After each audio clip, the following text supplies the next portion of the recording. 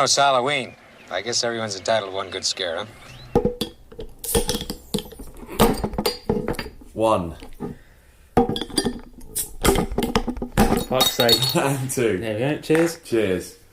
Well, hello, and welcome to a very special episode of Two Geeks, Two Beers and a Laptop. It's our spooky Halloween special. Presented by me, Morgan Jeffery, and that's Jefffery, in case you watched Britain's Best Sitcoms on Channel 4 earlier this month. It's an easy mistake. I always have to check. You're like one of my best mates, no, so you have to check. I'd have to shocking. Check. Yeah. And here with me, my partner in all things geeky and ghoulish, Mr. Tom Eames. Hello. He demanded I introduce him because I forgot to introduce both him and me in previous weeks. That's who we are. Improvement. So this episode, it being Halloween, we're going to delve into the grim, grimy and geeky world of 80s slasher movie franchises. Intriguing. 2 in particular, because they're my 2 favourites. I'm going to take a look at why they're of interest to geeks, the sort of expanding mythologies, why there's more to them than just blood and boobs. So are you generally a horror fan? I'm not like a crazy horror addict. No. I enjoy a good horror movie. But I think, as we discussed before in the Freaky Franchises episode, there's something about a movie franchise or a TV franchise where it becomes kind of sort of almost overly complicated and it builds up a mythology that I find interesting. Like, for example, I've only ever seen the first Saw movie. You alright? Yet I've spent time on like Wikipedia reading up on everything that happens because I just find it like kind of hilarious and interesting that there's like how many 8 of these movies and they at least and they all like cross over and there's like spin-off comics and web series. I just find when there's like a universe to tap into, I think that's kind of why I like Doctor Who because it's so mammoth and there's so much of it. That intrigues me and draws me in. I want to play a game. But just to keep you up to date on our beer consumption. Oh yes, we're drinking Brooklyn Lager. That obviously because Brooklyn's in New York. Right. So this is a little tip of the hat to Jason Takes Manhattan, Friday the 13th Part 8. Okay. No, not really. It's like, how can I link it to horror movies? Not really. I've never had it before. It was very nice. That was good. Yeah. Beer. I like that. Yeah, it's beer. Right? Very good. Good beer. All right, so it's good beer. I'm going to start with one of 2 of my favourite horror movie franchises. Okay.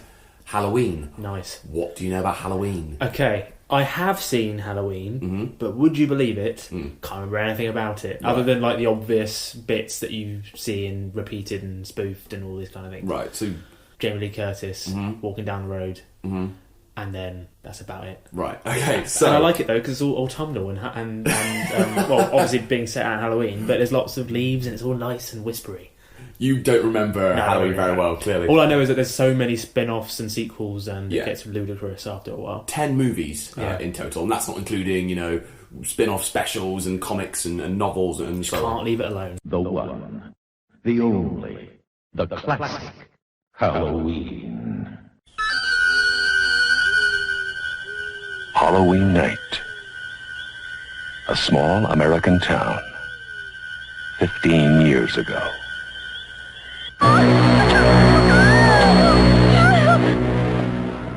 So the basic premise of the franchise is you got Michael Myers. He's a young boy who murdered his sister. He then, after several years in an asylum, he grows up and becomes this big hulking monster, hunts down other members of his family to kill them, all the time wearing a William Shatner mask. So was he like Bobby Beale in EastEnders? He's very, very similar to Bobby Beale in EastEnders at the moment. Yeah, a little contemporary reference. Yeah. I think Bobby Beale might grow up to become a Michael Myers star slasher. Yeah. And EastEnders will go down the horror route in about 30 years' time. Whatever she says, she started it. So, did they know it was a Shatner mask? Also, right, they were looking for a scary mask for the killer to wear in Halloween, and they couldn't really find one. They tried, various different ones. Like, that's too much. That's not scary enough. And then they basically just got a Captain Kirk mask, painted it white, and went it does sound ridiculous. I'd never have known it was William Shatner. I knew you were going to diss it, but look, Look at that. It is terrifying. I've got a picture up here. Absolutely terrifying. Terrifying. Yeah, it is. It's weird, but It's it the works. added hair as well, though. The sort of the weird. That's the guy's hair. Oh right. What was that? In addition, There's something about Shatner's toupee that's just absolutely terrifying. Okay, I take it out. But is there something inherently scary about William Shatner's face? Who knows? Maybe. They could have tried Nimoy. They could have tried Bones. DeForest Kelly. Yeah. They tried DeForest Kelly's face, it just didn't have the same chill factor.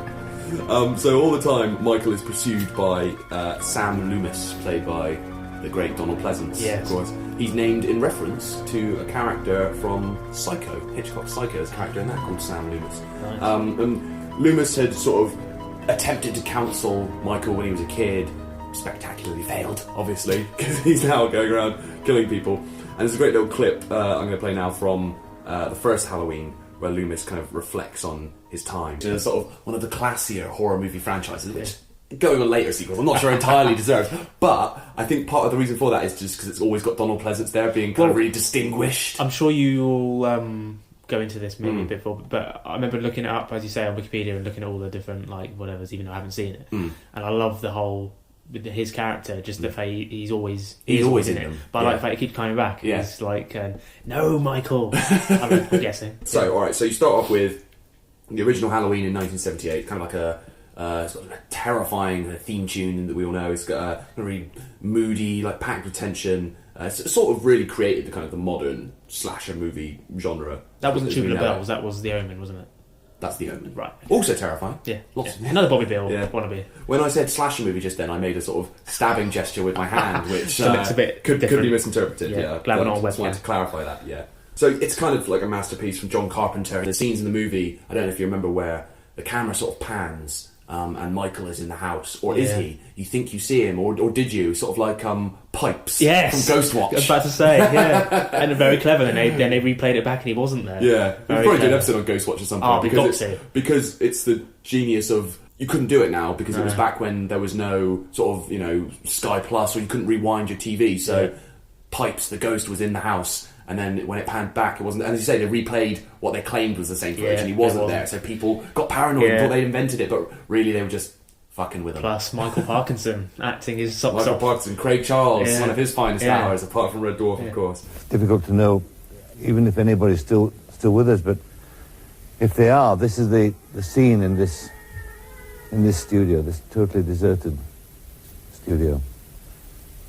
The autocue's working. Round and round the garden like a teddy bear.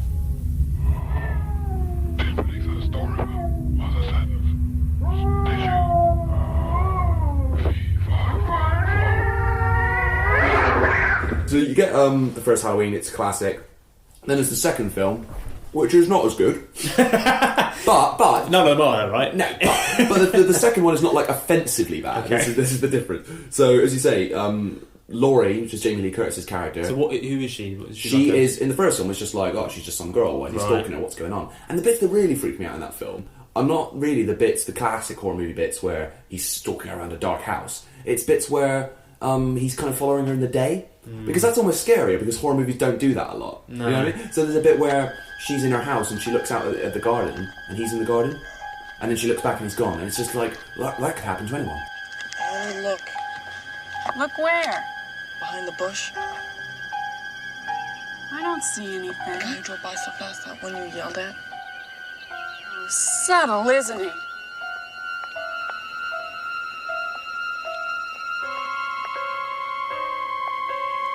Hey, creep. Lori, dear. He wants to talk to you. He wants to take you out tonight.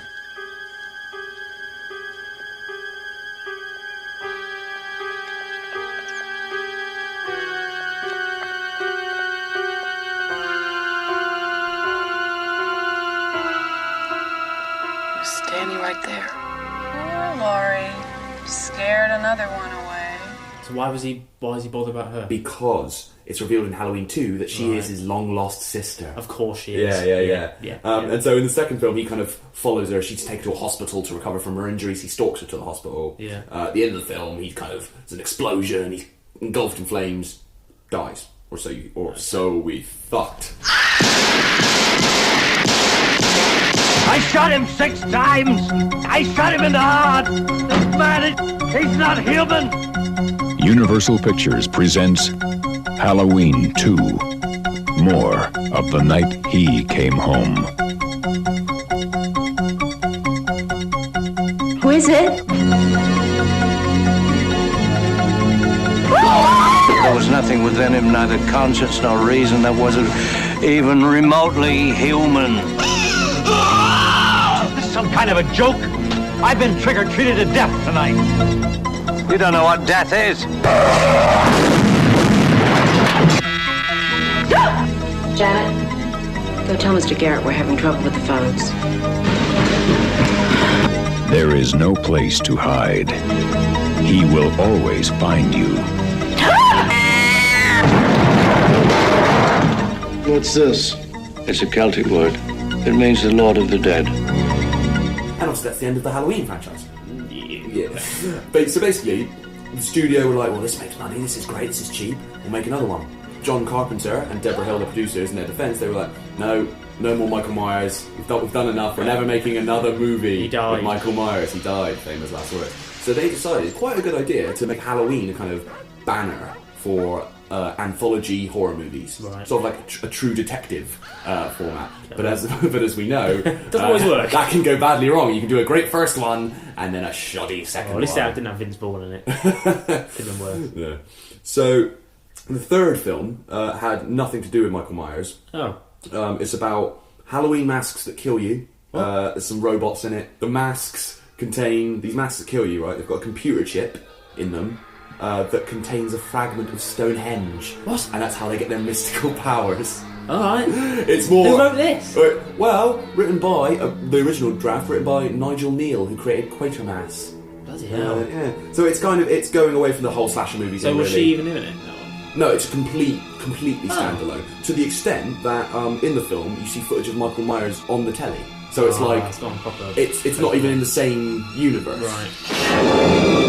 Halloween 3, Season of the Witch, the night no one comes home.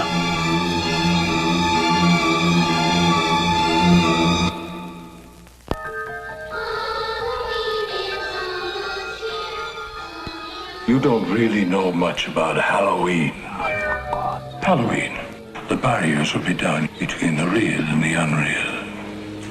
And the dead might be looking in. The last great one took place 3,000 years ago when the hills ran red. And so, at the time, people hated it because they just went, "Where's Michael Myers? Where's Michael Myers? Where's Jamie Lee Curtis?" They hated it. But as it kind of happens with these things, it's been kind of reappraised in recent years. Now become a bit of a cult classic. And there's a clip I got here from Halloween 3, the sort of DVD documentary that makes a few interesting points.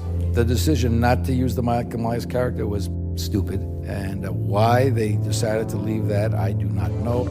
No, I can't prove it. You've got to believe me. Believe me. Take it off the air now, please. There was a horrible backlash. It was crushing for me because, it was perceived as a flop. Dark masks, gather round your TV set, put on your masks, and watch. If it hadn't been called Halloween 3, if it was just called Season of the Witch or some other title, it may have gotten a better reception. Take off the third channel. It's still running. Stop it, please. For God's sake, please stop it. There's no more time. When I saw it, I thought, well, this is a terrific little scary movie in the tradition. Stop it! Stop it! Stop it! But it died a terrible death. It did not. And I've done a number of films like that. Stop it! So yeah, there you go. Poor guys. Exactly. They made a pretty decent horror movie, and it got just savage because it didn't have Michael Myers in it. And maybe if it had been called something else, it would be more fondly remembered. So they called it that to bring in the punters, and yet it backfired.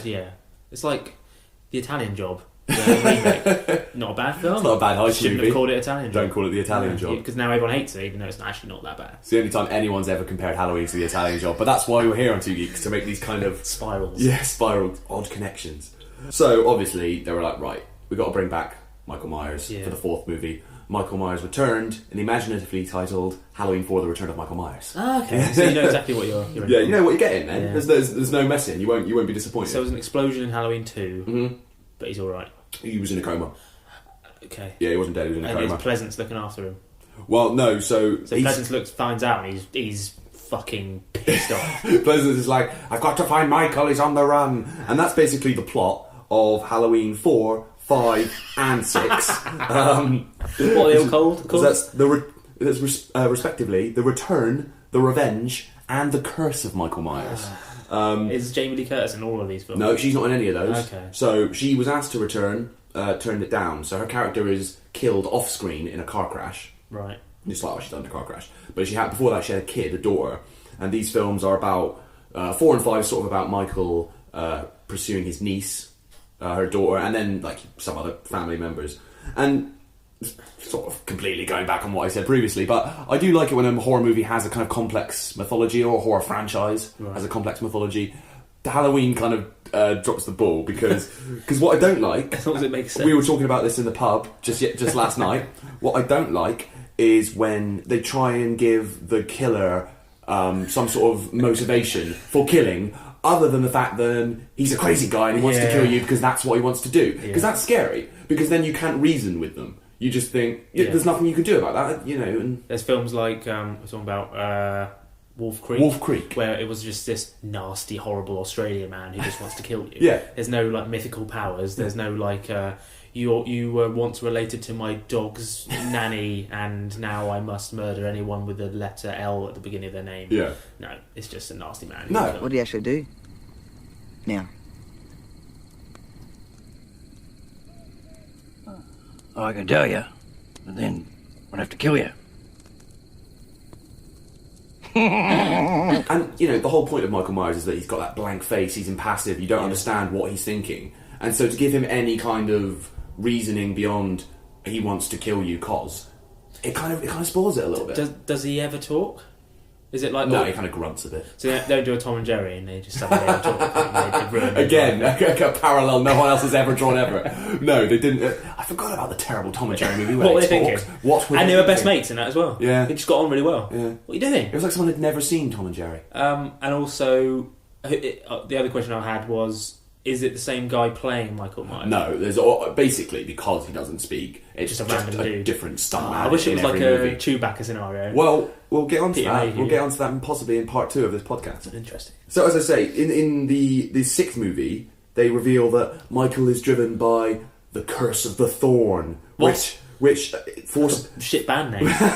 It probably is a band name. You know, most sort of death metal band names are now named after horror movies, something in reference to a horror movie. But the curse of the Thorn forces a person to kill their entire family, right, in order to save civilization. What? So it sort of turns him into like a goodie? hero. He's kind of like, yeah, he was doing... I mean, he didn't know that's why he was doing it, but he was doing it, like, for good. Oh, don't do that. And it kind of ruins it. Don't do it. It's like, what was it, the midi-chlorians? Stop, don't go back and ruin it all. You retroactively fucked the entire franchise. And the Force? Well, that's just microscopic bacteria in your bloodstream called midichlorians. Look, if you're not going to take this seriously, I'm out. Sadly, I can say that there's no band called Curse of the Thorn. Well, we're going to form one. Yeah. 2 Geeks on Tour. Curse of the Thorn. Alright, so, the Halloween 6 came out in 1995. 3 years later, 1998. Halloween H2O. Have you ever seen this? No, I haven't seen it, but I've heard... Actually, I might have seen it. Who's in it? Josh Hartnett. No. Jamie Lee Curtis, which we'll get on to. Michelle Williams of Dawson's Creek fame. Yeah. Cast. Well, this is the thing. They tried to reboot it. Someone went, yeah, let's stop pissing about with these subpar Halloween sequels. Let's do a proper one again. So this one's kind of got some of the quality of the original movie. Quite a great movie, I think, Halloween H2O. It's 1998 in a remote California town at a secluded private school. We could have a Halloween party, just the 4 of us. We could have a roaming orgy. I love the way this man thinks. No booze, no drugs, no kidding.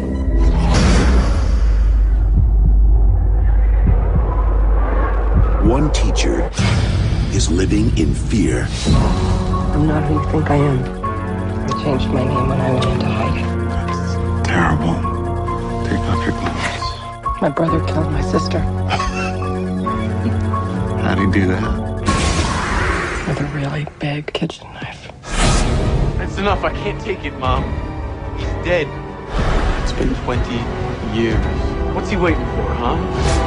Don't you think he would have shown up by now? What's going on, baby? I don't know. This is a sick joke. Now, Come on! the face of good and the face of evil will meet one last time.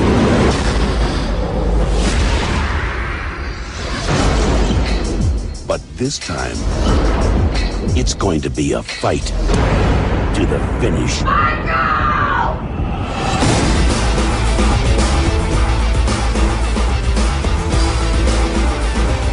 This summer, terror won't be taking a vacation.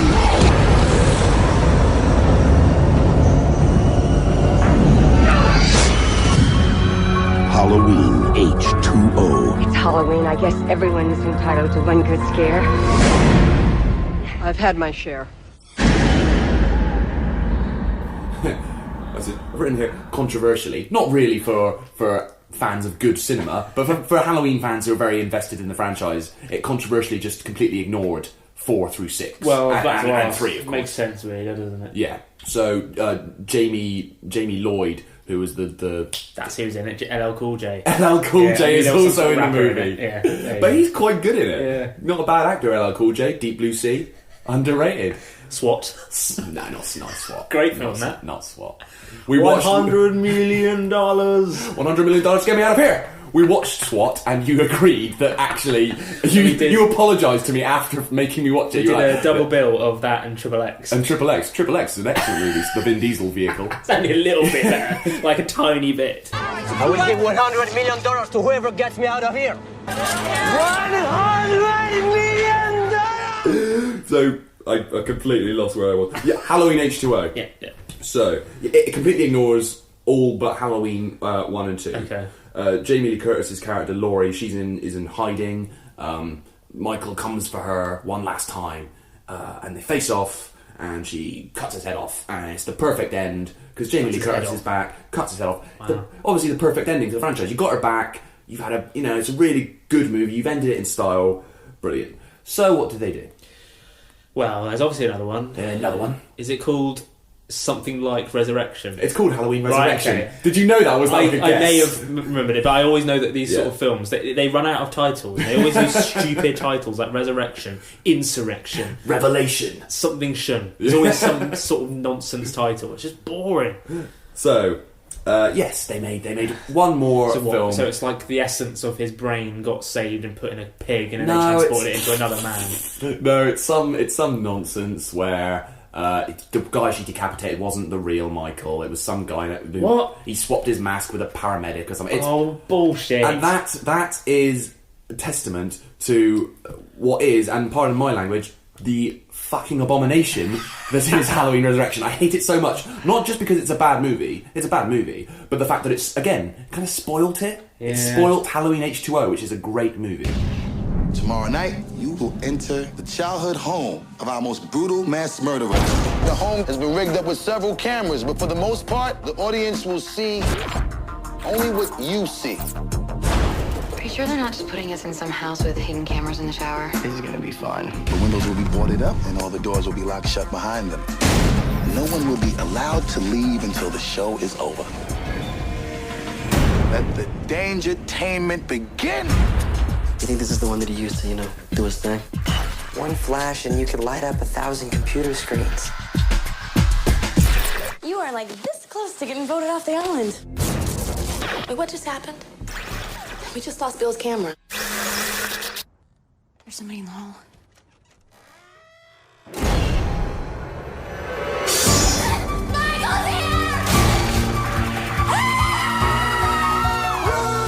Somebody please help us. Hello, Michael. I knew you'd come sooner or later. What took you so long? Trick or treat, mother. Is she still in it?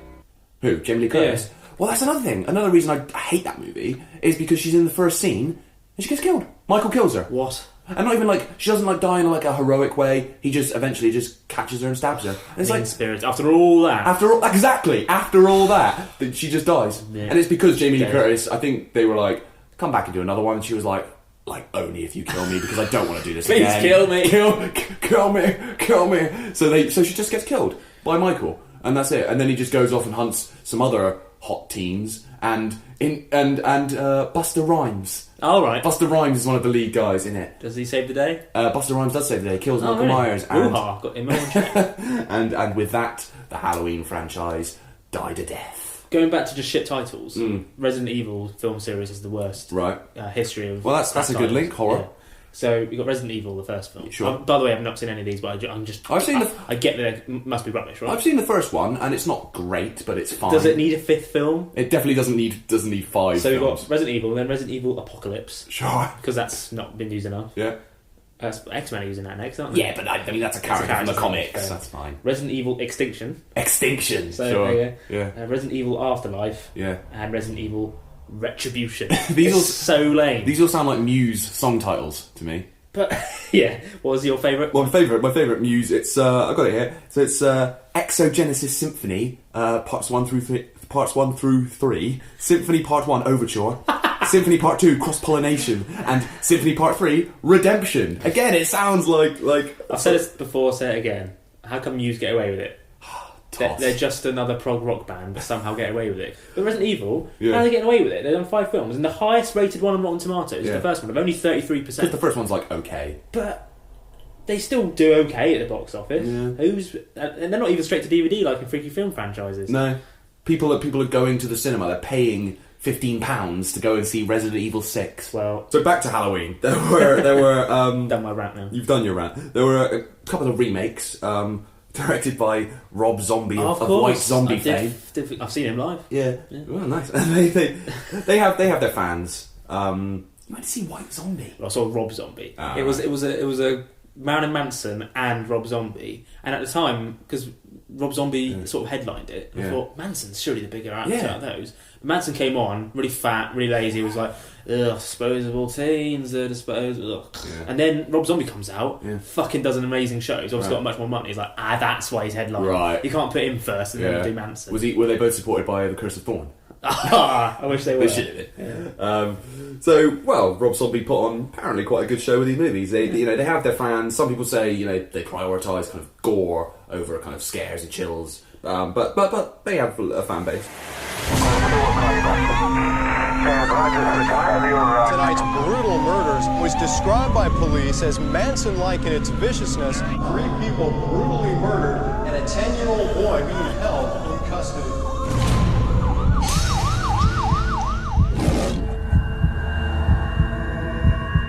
You haven't said a word for 15 years.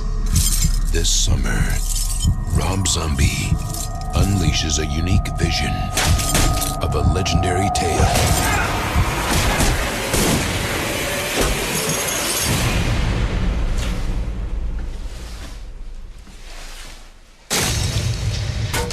Listen, be careful tonight. A lot of nutcases come out on Halloween.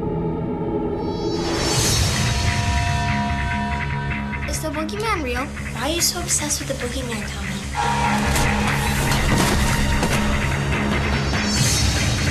Halloween night, the boogeyman attacks kids who don't believe. Oh no, Tommy! Boogeyman's gonna get me! I'm gonna cut that mask right off your face.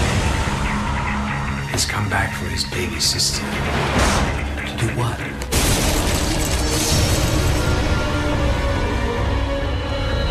Have you seen his other films? What was it? I haven't. A Billion Corpses or whatever. Yeah, and the other one. Devil's Rejects, I think. No, they've never really appealed to me. I like horror movies like the original Halloween that are more like chills and scares, like anything that's uber gory, which I don't think is why Saw has never really appealed to me that much. It's just kind of passed me by. But there's talk of reviving it again. Well, in 2011 they announced Halloween 3D, which happily did not happen. Nothing came of that. But then in June of this year, so only a couple of months ago, they announced Halloween Returns, which is going to be another reboot from so boring. And wait, from the writers of Piranha 3 Double D. Oh, God. So that's That's going to be a corker. I can't wait for that. It's going to be worse than Halloween Resurrection at this rate. Put it to sleep. Yeah. Put Michael Myers to sleep. It's like Jamie Lee Curtis all over again. Let me die. Kill me, Billy. Kill me. Kill the Halloween franchise. Much I love it. Because I do love the franchise, and I love the complexity of it. And I love that there's been so many films in a way, and I find it very interesting. But I am kind of left deep down with this feeling, and I have it with a lot of horror franchises, like Paranormal Activity. Yeah. Would it have been better if they just left it at one movie? Probably. The first film is perfectly self-contained. It's spooky. It's creepy. It's brilliant. Do you know what it is? It's people like me who can't help themselves, and so when they release, because it's like with Saw, because they're very clever. They release one every year instead of like, which is insane. Not like the Bond films. You have to wait like 3 or 4 years. Paranormal Activity, you can understand, so they can't take that much effort. But Saw, it's like that's a big budget. Yeah. Look at it. It's like quite a lot of effort's been put into that. Maybe they filmed like 2 at once or something. All of them legit. They weren't like. It's like the Fast and Furious films are legit. Yeah. They're in there making their 8th one, and it's still very. Whereas it's not like, I don't know, Nightmare on Elm Street 17, which is just straight to VHS or whatever. But I don't know how they did it. But what my point is, I tuned in each time really excited because I just want to know what happens next. Yeah. But you always come away from it thinking, well, that's the thing. I wish I hadn't bothered. You're always gonna come back because you want to see what happens next in the franchise. But should they have just left it alone? But I've got an idea for how they should resurrect the Halloween franchise. I'm putting it out there. Okay. Because I've had this idea for years. I think it's a really good idea. It was sort of in the same style as Hannibal, the TV show Hannibal. You do a TV show about a young Sam Loomis, a young Donald Pleasance, when he's in the hospital. It's like Gotham. Kind of like a bit like Gotham, only better. He's like counselling young Michael Myers and getting freaked out by that, and at the same time he's got other things dealing with other killers and psychos. Right. Sounds like a good idea. Who would play him? Yeah. Chris Barry. You want to cast Chris Barry and everything. Tom is desperate for Chris Barry to have a sort of Brian... He's a really good actor, and I don't understand why he's not done it yet. You're desperate for him to have a sort of Bryan Cranston, Malcolm in the Middle, Breaking Bad transition moment. He had his moment when he was in Tomb Raider as the butler, and he didn't capitalise on it. He should have just carried on in doing Hollywood. Didn't happen for him. Didn't happen for Barry. I'm not having Barry in my Halloween TV series, mate. It's not happening. I can't let you out. Why not? Because the king of the potato people won't let me. Right, so on to part 2 of this episode, which is my other favourite slasher movie franchise. I'm making the hand movement again, unconsciously. Didn't even realise it. Friday the 13th. Nice. So, again, what do you know about Friday the 13th? A repeat of what I said before. It's a bloke killing people. Yeah, I have seen it. Which is the original? Yeah. Oh. Hang on, it's Friday the 13th with Kevin Bacon. Yeah. Yeah. Kevin Bacon. Yeah. Lower step. Killed the Camp Crystal Lake. Knife through a bed. Arrow through the neck. So I have seen it. Right, okay, so that's surprising. So it was created originally to cash in on the success of Halloween. As I say, Halloween kind of spawned all these imitators. Actually beats Halloween. So 12 movies.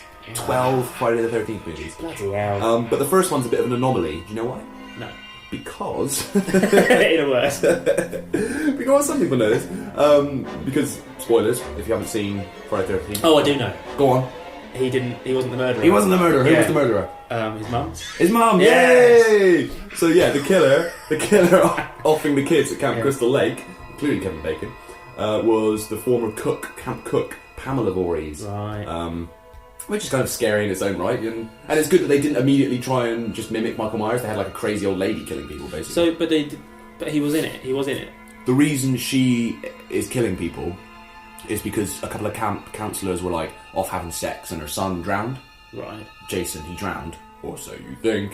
At the end of the movie, he rises up from the lake and drags the one survivor down with him, and he's kind of all deformed. And so for the rest of the movies, the killer is Jason, who's kind of her deformed son, who is at various points killed, resurrected as a zombie, and turned into a cyborg. Yeah. Well, we'll get onto that, and restrain your disdain, because we'll get onto the cyborg bit, and I'm going to launch I've just remembered Freddie versus Jason. Yeah. And I've just remembered... He doesn't go to space at some point? Yeah, but we'll get onto the space bit. Alright, I'm just remembering it all now, and it's just depressing. 1, 2, 3, 4, 5, 6, 7, 8, 9, 10, 11, 12. Friday the 13th. You may only see it once, but that will be enough. Friday the 13th. Rated R. Now playing at Man Westwood, Man's Hollywood, and a theater near you. So, we're talking about Michael Myers, how he's played by a number of actors. Yeah. So was Jason, but most notably, sort of fan favourite was this guy, Kane Hodder. It's a great name, Kane Hodder. Porn star name. Be like Kane Rodder. He played him in 4 movies, right? And he actually brought a bit of character to it, because a lot of people were just walking around in a mask and stabbing people. But Kane Hodder actually created a bit of a character, so he's kind of got this really controlled aggression. So he's always kind of heaving and breathing, and the way he turns is very sharp. And I think he's great. You can actually sense that it's the same guy doing it, whereas a lot of them are just kind of very interchangeable. But unlike Michael, who was on a quest to save the world or save civilization, he's a really nice guy. Apparently, misunderstood. Great guy, Michael Myers. Man. 2 thumbs up. Yeah. Jason was a lot less discerning about who he killed. Although it helped if you did one of these things. If you have sex out of wedlock, right, Jason will kill you. Smoke pot, Jason will kill you. And we're in trouble if you drink beer, Jason will kill you. Whatever. Pretty much. Just in front of him. You know what I mean? I like the idea that someone would be that much of a prick. They see Jason and they go, what are you going to do? Kill me? Yeah. It's smoking on a doobie. What are you going to do? And then he just gets decapitated. Just in front of him. Grumpy Jason just sitting there going, you They tie him up. I'm going to get you. When I get free. No, not just in front of him. He would just it wasn't a thing that I don't think he knew, but it was just it was weirdly it was ingrained in the film. It was kind of it had a kind of weird morality to it. Right. So that anyone who had sex that's kind of like a broader slasher movie thing. Anyone who had sex out of wedlock would be murdered. Anyone who indulged in alcohol or drugs would be murdered. Wasn't it? They explain all this. Exactly, they explain it. Yeah, we're like a couple of Randys right here. Jesus Christ, you don't know the rules? Have an aneurysm, why don't you? There are certain rules that one must abide by in order to successfully survive a horror movie. For instance, number 1, you can never have sex. Big no-no! Big no! I'm a dead man. Sex equals death, okay? Number 2, you can never drink or do drugs. No, the sin factor. It says sin, it's an extension of number 1. And number 3, never, ever, ever, under any circumstances say, I'll be right back. Because you won't be back. I'm getting another beer. You want one? Yeah, sure. I'll be right back. You see, you push the laws and you end up dead. Okay, I'll see you in the kitchen with a knife. So it's sort of weirdly preachy in a way. And again, I'm going to make a comparison that no one else has ever made ever. But I always think this about Skins. Right? Skins, the TV show, has the reputation of it's kids and they're doing drugs and they're having sex and it's crazy party times. If you ever watch Skins, because it's always divided into 2 series for the same cast. Yeah. The first series is that it's we're having a great time, we're doing drugs and we're having loads of sex. and then the second series, horrible things happen to them. They always it was die in car crashes or die of brain tumours and they always die and everyone ends up miserable at the end or they get beaten to death by a psycho with a baseball bat. Little works. So maybe it is closer to these slasher franchises than you might think. But again, Skins sort of weirdly moral. Yeah. People think of it as being completely immoral, sort of weirdly moral. But like Skins, Friday the 13th, it was opposed by a lot of critics didn't like it a lot of the time because it didn't have a classy actor in it like Donald Pleasance. Right. But also there were a lot of campaigns against it. People said it was too violent, it was a bad influence, and so on. So I've got a clip here, which is from a documentary that was on the Jason X DVD, and it's called The Many Lives of Jason Voorhees, but it's just a brilliant kind of half-hour documentary about Friday the 13th, but also just about sort of slasher films and the rise of the slasher film and their cultural impact.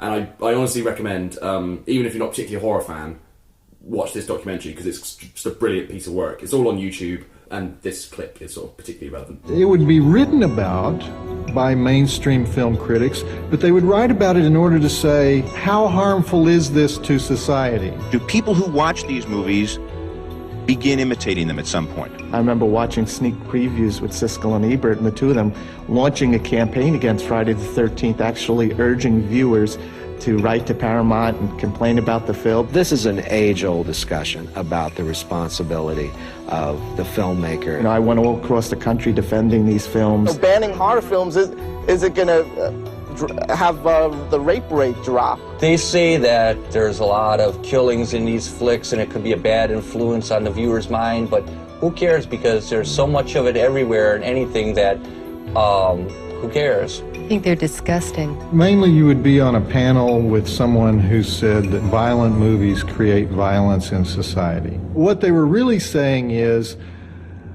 violence in a movie is not going to affect me.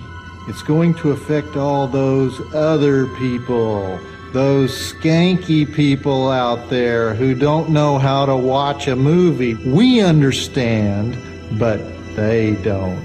I always think that is a very good point, and it's the main argument against, you know, violent horror movies or video games or TV shows or anything causes violence. It's like, well, for the one person who was inspired to do something horrific, millions weren't. Exactly. So it's clearly, the problem is clearly with that person, not with the film or TV show or game.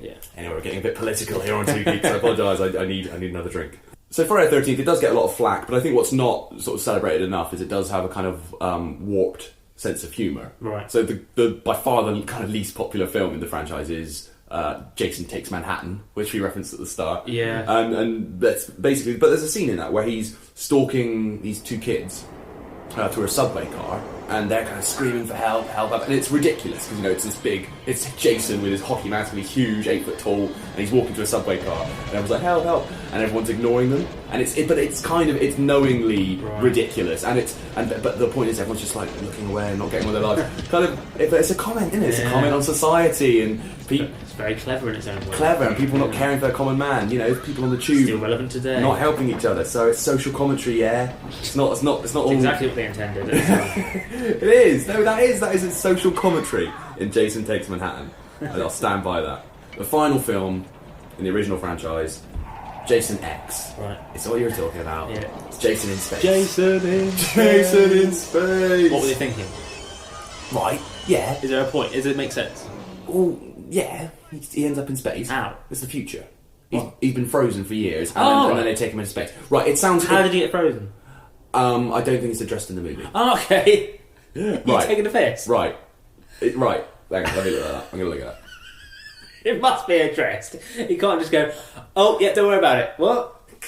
I thought that he'd snuck into a NASA mission and just gone up there and like the one thing we didn't want to happen, like in Brass Eye, is this. How big do you think a rocket is, though? That he just gets in there and they're like, we didn't spot him for months. Oh no, I remember. So Jason was captured, and because they can't kill him, because he's a zombie in that, they freeze him. They're like, right, we'll keep him in suspended animation because that's the only way to keep everyone else safe. Can't they chop his head off? Oh no, you can't do that because that doesn't work, does it? We found that out earlier. That was Michael Myers. Yeah, that's the rule. You can't chop the head off. You can't chop a head off, no. In the year 2455, on a routine training mission, a team of students is about to discover a life form frozen in time. They're on their way back. Prepare for docking and power up the lab. You brought him on board? Everything's under control, man.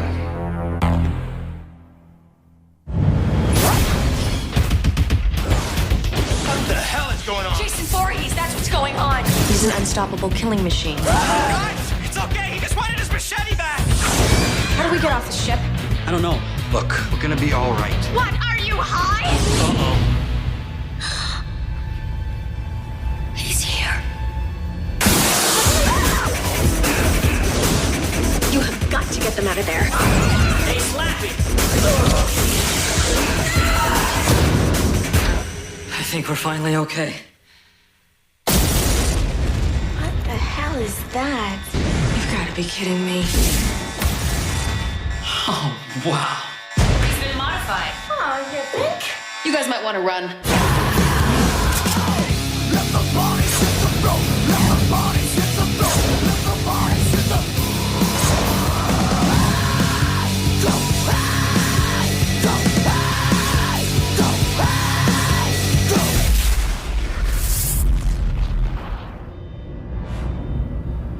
I don't think he's out there? Why don't you just stick your head out and have a peek?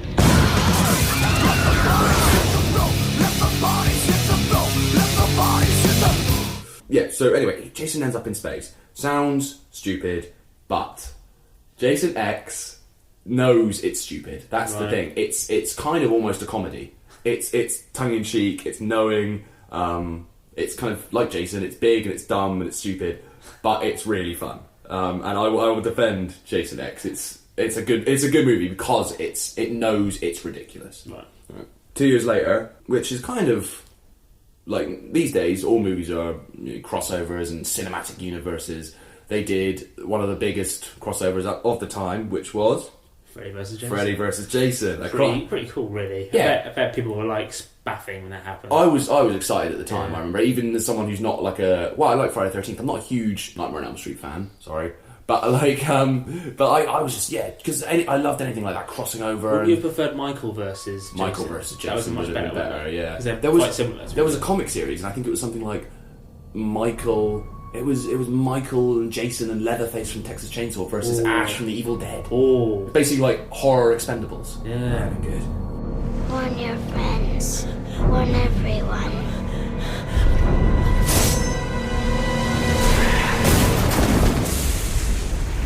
Welcome to my nightmare. We're not safe awake or asleep.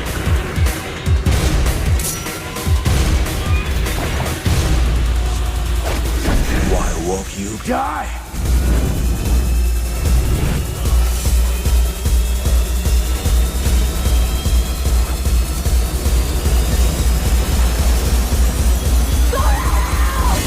Freddie versus Jason. Place your bets. So anyway, they did Freddie versus Jason, starring Kelly Rowland of Destiny's Child, yeah. Destiny's Child fame. Stole his achievement. But that actually kind of killed the franchise dead because it wasn't actually very good. But they did a remake, 2009, starring Jared Padalecki from Supernatural. All right. Yeah. And now they're working on a new TV series, which is going to be on the CW, where Supernatural airs, sort of the teen network in America. But I'm thinking, right, if you're going to make Friday the 13th, if you're going to make a Friday the 13th TV show, make my Halloween show. My Halloween show's got lots of potential. Yeah, it does. They will do eventually. Yeah. Everything happens eventually. Everything happens in American eventually. telly, anything's possible. I came up with a TV show that was about because Arthur Conan Doyle had created Sherlock Holmes and Houdini. They were like best mates in real life. So I came up with a show. It's like, oh, that'd be a good. That sounds good for a show. They can be like a bit like Holmes and Watson, but like solving supernatural mysteries. They're literally making that exact show. Yeah. They're literally making. Did you ever say this out loud anywhere? Maybe I said it at like an ITV meeting to a PR, and someone that's a writer overheard and stole it. So what am I doing? Why am I broadcasting? It's going to happen, huh? Yeah, I broadcast this to our tens of listeners. To our tens of listeners, and one of them's going to steal it. Yeah. Right, cut that out. Cut that. Forget it. Cut the Halloween bit. Very joking. Done. All right. So the general kind of consensus is that Halloween is a bit kind of classy, unlike me. It's a bit classy, and Friday the 13th is a bit sort of grubbier and nastier. So is it like the Christopher Nolan Batmans against the Tim Burton the Burton Batmans? And people kind of like the Burton. How about the Joel Schumacher? No, who's the worst one? Joel Schumacher. No, because the Friday the 13th movies aren't Joel Schumacher terrible. That's like an unfair like classification.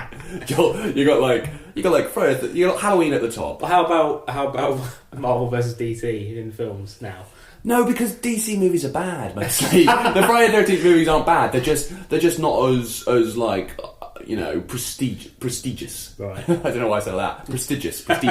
They're not as like well thought of, right. And they're a bit grubbier and a bit more. Well, I've got an analogy here, which is I think when sometimes you go to a restaurant and you want to have a lovely steak that's medium rare and perfectly cooked. That's Halloween. Sometimes you want to have a few beers, come home and eat a kebab or stuff yourself with McDonald's or KFC.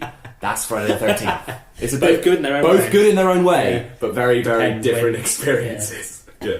All right. Well, that is it for this episode.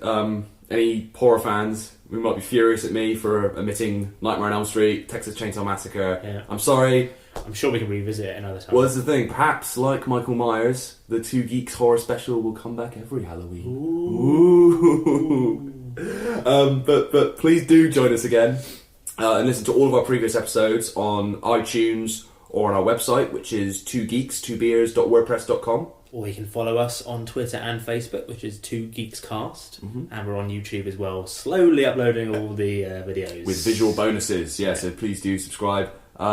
Also listen to Tom's other podcast, The Whisper Show. It's nothing like this, but it's very good. Yeah, whispershow.wordpress.com. Yeah. Thank you very much. We're going to play you out with an 80s-tastic, horror-themed theme song. This is Alice Cooper's He's Back, brackets, the man behind the mask, from Friday the 13th, Part 6, Jason Lives. And we'll see you next time. See you next time. Bye. Bye.